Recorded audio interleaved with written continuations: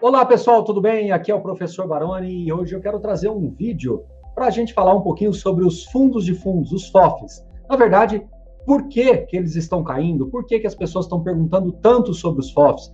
Temos recebido aqui várias perguntas sobre o motivo das quedas, tanto de BCFF, HFOF, MGFF, RBRF, o próprio Kizu. Então, várias pessoas perguntando o motivo pelo qual dos FOFs estarem caindo. Bom, eu procurei trazer aqui para vocês uma apresentação para que a gente consiga ser um pouco mais didático aqui na resposta a esta pergunta, a este questionamento. Mas antes disso, quero lembrar a todos vocês de compartilhar o vídeo com os amigos, curtirem, se inscreverem no canal e sempre disponível aqui na descrição alguns pontos importantes aqui, alguns materiais importantes que a Suno sempre prepara para todos vocês.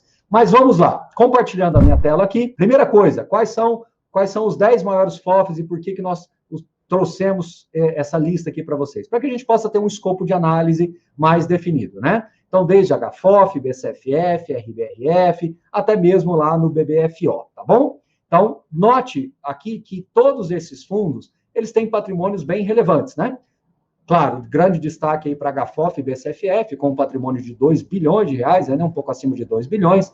BCFF, destaque especial para 283 mil investidores.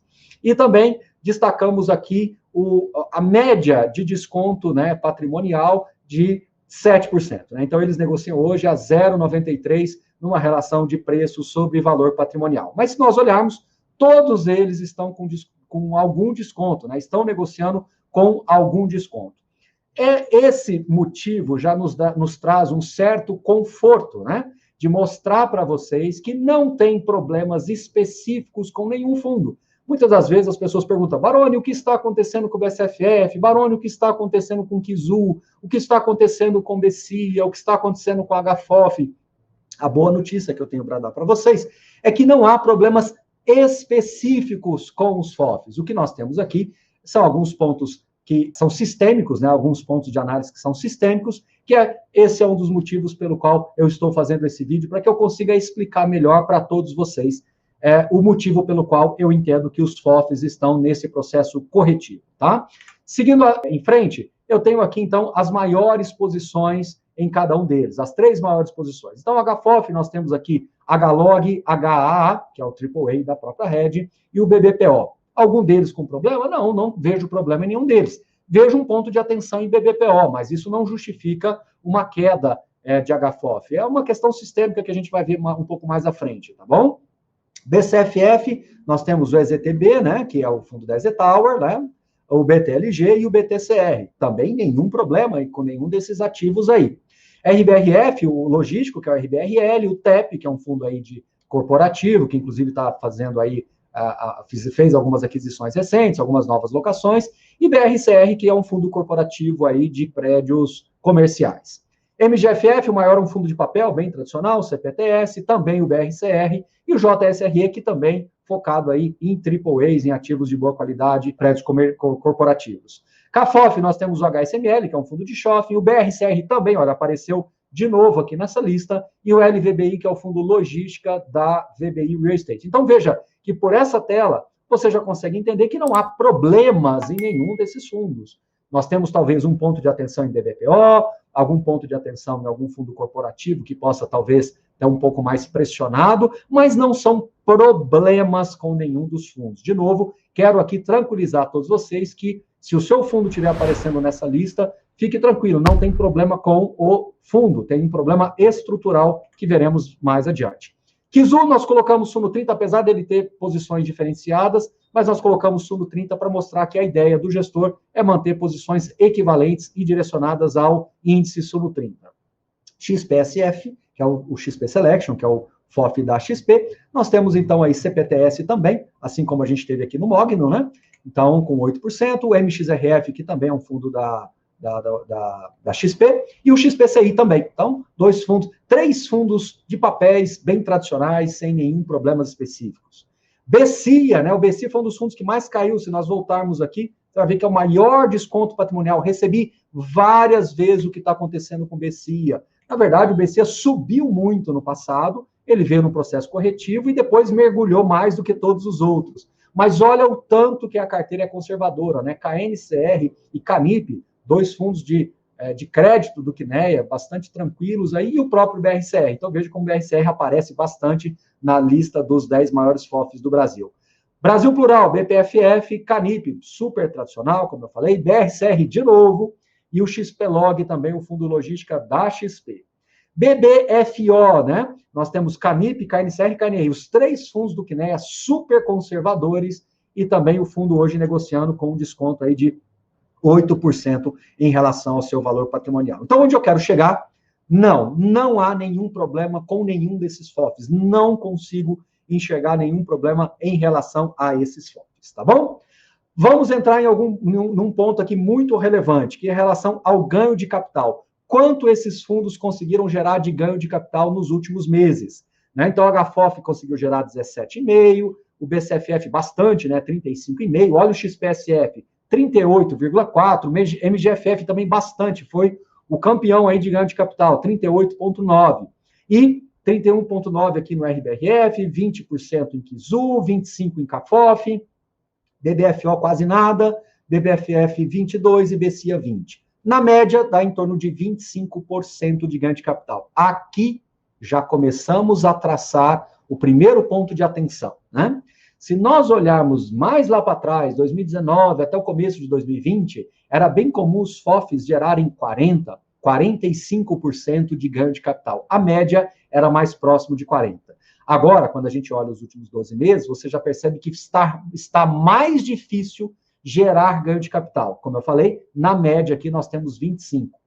Se está mais difícil de gerar ganho de capital, naturalmente o mercado já começa a ficar um pouco mais restritivo em relação à estratégia dos FOFs. Será que os FOFs vão continuar conseguindo a gerar tamanho vulto no ganho de capital? Fica essa interrogação.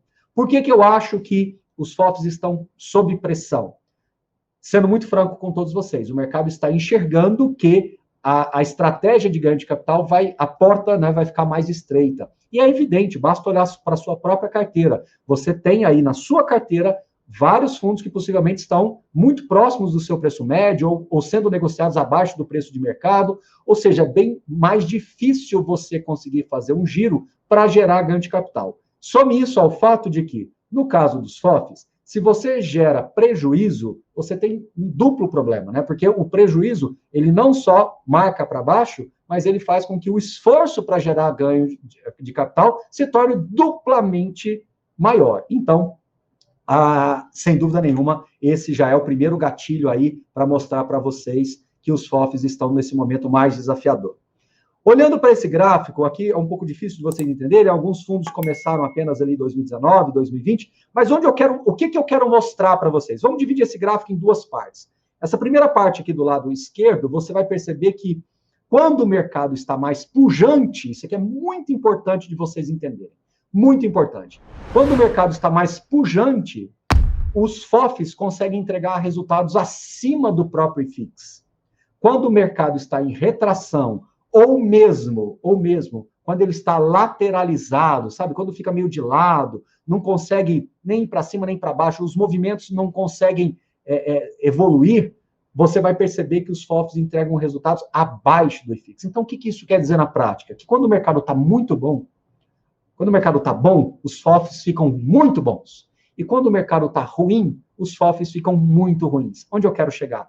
Ele tem o que nós chamamos de beta positivo. Ele vai acima da média do mercado. Mercado bom, ele consegue capturar ainda mais resultado. Mercado ruim, ele perde todas as suas forças, tá bom? Essa é uma leitura que eu acho que esse gráfico corrobora com tudo isso, né? Quando o IFIX fica, quando os fundos ficam, quando o mercado sobe, né, os fundos conseguem tirar resultados melhores. Então, veja que aqui na linha amarela, né, o IFIX acaba ficando aqui da parte do meio para baixo. Mas quando estamos mais aqui no fim, que o mercado já ficou mais lateralizado, o IFIX acaba se tornando o melhor de todos os investimentos. Então, é uma realidade antes e é uma realidade depois. Mercado em alta, mercado lateralizado e para baixo, né? Bom, algumas considerações finais desse vídeo. Trata-se de um problema estrutural frente à situação sanitária e econômica do nosso país, especialmente relacionado a juros e inflação. fica evidente que nós devemos terminar o ano com juros para cima, né? Ou seja, nós vamos terminar o ano com juros entre 6,5% e 7,5%, né? Algumas pessoas já falando perto de 8%.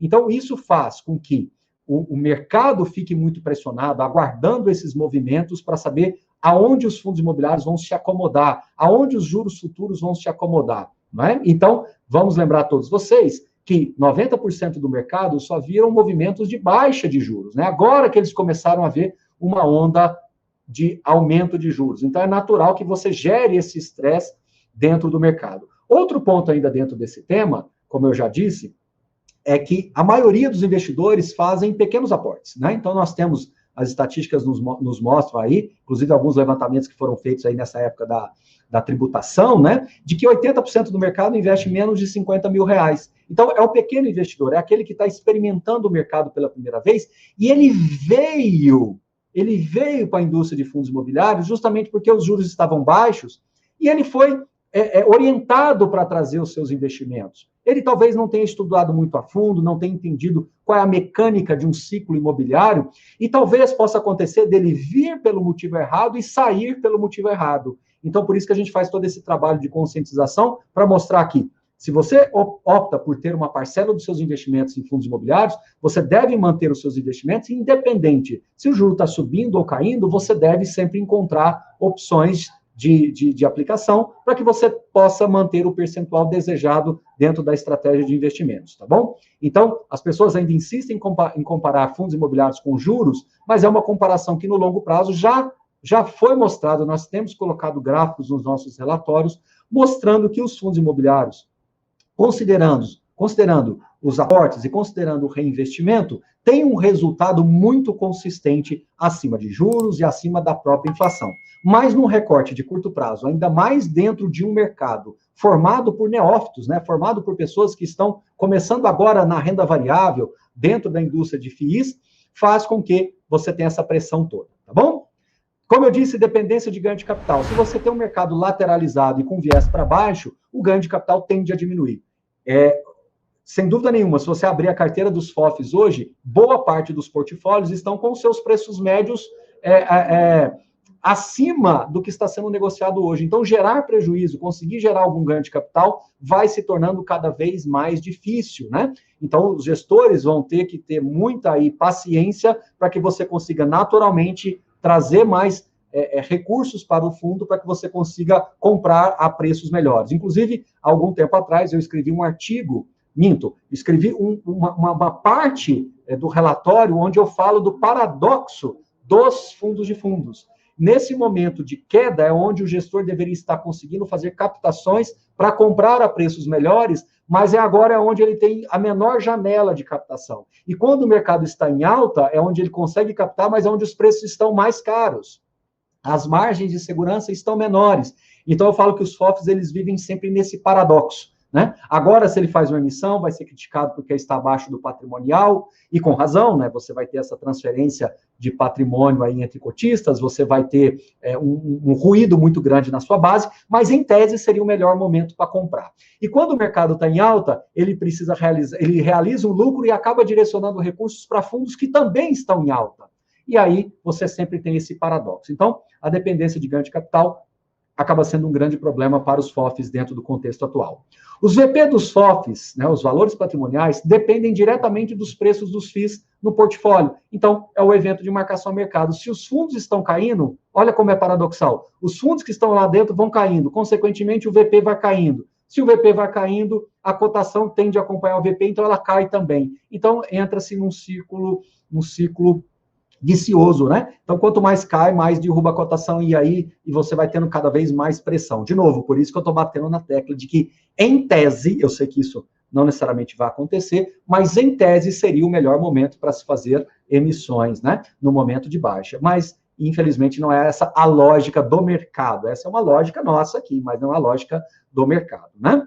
FOFs possuem correlação com o IFIX com clara distinção entre os cenários de alta e baixa, como eu falei para vocês. No cenário de alta, ele entrega mais resultado do que a média, no cenário de baixa, ele entrega aquém dessa própria média. Existe um outro ponto que eu não coloquei aqui, mas eu quero trazer para vocês, que são, claro, ele não é tão impactante assim, mas é importante destacar, que os FOFs aí não têm conseguido aquela isenção de imposto de renda no ganho de capital. Então, quando o fundo vende uma cota, ele recolhe imposto de renda. Alguns FOFs buscaram restituição desses valores, mas os apontamentos jurídicos aí recentes disseram que não, tem que pagar mesmo. Isso não vai trazer problema para os FOFs, assim, de ter que devolver capital, ou eles não estavam pagando e agora vão ter que... Não, na verdade, eles estavam pagando e buscando na justiça a restituição.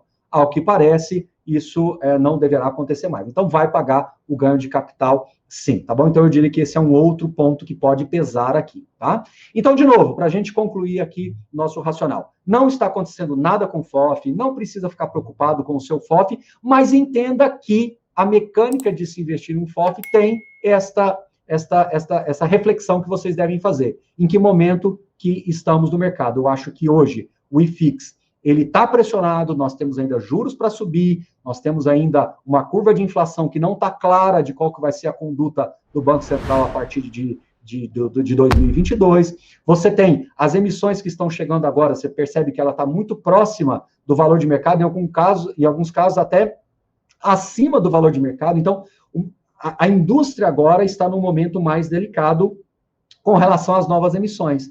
E, consequentemente, isso pressiona também os valores patrimoniais dos FOFs, uma vez que vai jogando para baixo as cotações dos fundos, né? Que ele tem dentro da carteira. Então, como eu disse, vai gerando essa recorrência de remarcação constante dos valores patrimoniais. Aqueles gestores que conseguirem passar por 2022, por 2021, com yield médio interessante, eu acho que faz total sentido de você reconhecer isso, tá? Eu quero voltar aqui só para a gente mostrar uma coisa bem importante, né? O yield médio aqui, ó, quando você olha, o yield médio dos FOFs hoje na faixa de 7,60, né?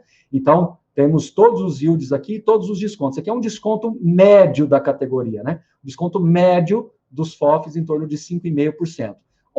Alguns fundos negociando com desconto, outros fundos negociando com ágil, né? Mas esse é o retrato atual. O que as pessoas mais olham mesmo é o yield médio, né? E o yield médio 7,60, que é um yield muito próximo do que é o IFIX hoje, tá certo? Então, é muito importante vocês entenderem que o FOF, ele, no final das contas, ele é muito parecido com aquilo que está acontecendo com o mercado, né? Só que levemente positivo ou levemente negativo, a depender da estratégia de cada gestor e do momento que esse gestor fez a emissão. Isso muda muito o jogo e fica essa reflexão para todos vocês desse paradoxo que os gestores e os cotistas de fundos vivem e possivelmente viverão por algum tempo, tá bom? Finalizo aqui. Não tem problema com seus FOFs, não está nada de errado, é uma questão estrutural, circunstancial de mercado, é sistêmico. Então, a partir do momento que você entendeu esses pontos que eu coloquei, eu tenho certeza que você vai ficar um pouco mais tranquilo, mas na certeza de que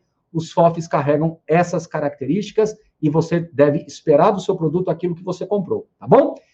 No mais, é isso. Espero que vocês tenham gostado. Compartilhem com seus amigos. Curta o vídeo, tá bom? E até a próxima. Valeu, pessoal. Tchau, tchau.